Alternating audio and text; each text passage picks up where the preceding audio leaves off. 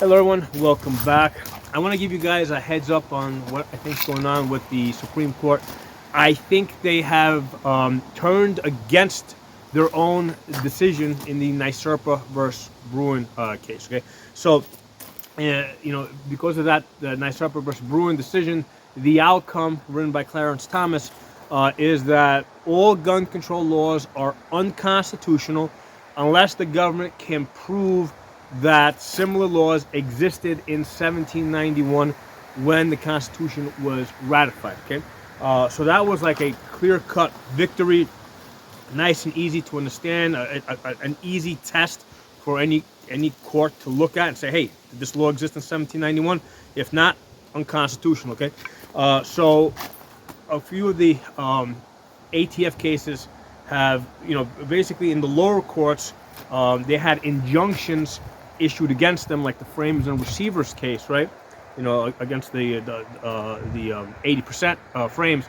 So the lower courts issued injunctions against the ATF, saying they can't enforce their rules, unconstitutional, and ATF went to the Supreme Court, and I think at least twice on two separate cases, and the Supreme Court basically stopped this stay. Right? They said that the ATF can enforce their rules pending the final outcome of the case. Okay, so none of these cases are final, right? But what happened is the court said that, hey, until the case is finalized, the ATF can't enforce their rules, and now the Supreme Court said that yes, they can enforce their rules until the case is finalized. And realistically speaking, a right delayed is a right denied. Despite what I think a lot of gun lawyers out there are saying, or gun channels, where they're saying, hey, it's not over till it's over and that kind of thing, I think it's very weird and unlikely that the Supreme Court would allow the ATF to enforce its ruling, right, stomping on individual rights, okay, pending the outcome of the case. If they didn't believe, or if the majority of the people on the Supreme Court didn't believe that they wanted to rule in favor of the ATF, and I'm not even saying that it's constitutional, is that they just want the government to have that kind of power. So my thinking is that the Supreme Court has never really been interested in individual rights. What the Supreme Court is primarily interested is in protecting their own power versus the executive branch. Okay, so the only time that the Supreme Court really acts is to basically not allow the executive branch to have more power over them.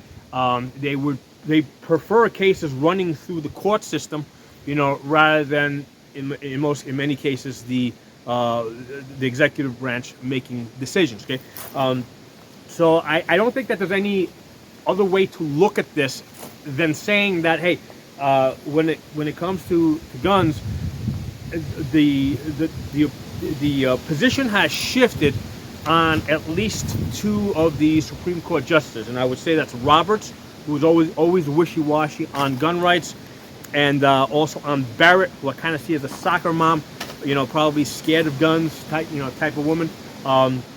I'm guessing that the ramifications of the NYSERPA versus Bruin decision, are scaring those two. Okay, and the idea of felons having guns, right? Because or particularly people on restraining orders having guns is scaring them. Okay, that's what I think is happening now. My personal opinion is, if you're safe enough to be on the street, you're safe enough to have a gun. If somebody is so dangerous that they shouldn't have a gun, well, prove it. Get them convicted, and lock them up. Okay, but once they serve their sentence, basically they should be allowed to start all over again. Okay, so that's my opinion. I know that's the opinion of a lot of gun people out there, but there's also a lot of gun people out there that are against that position, and that's one of the places where the gun community is kind of split. Basically, we still have to contend with the FUDs, right? The Elmer FUDs within the gun community that don't understand that that the only people that would actually fight against tyranny, right, or dictatorship, are people willing to become felons. Okay, that's a prerequisite. Okay, unless you're willing to become a felon, right, like George Washington, Thomas Jefferson, all these people, unless you're willing to do that and basically shoot government in the face, right, like George Washington did, right, because he didn't use his freedom of speech to fight his own government. He used guns to fight his own government. He started, or he didn't start, but he participated and led a rebellion against his own government. Okay,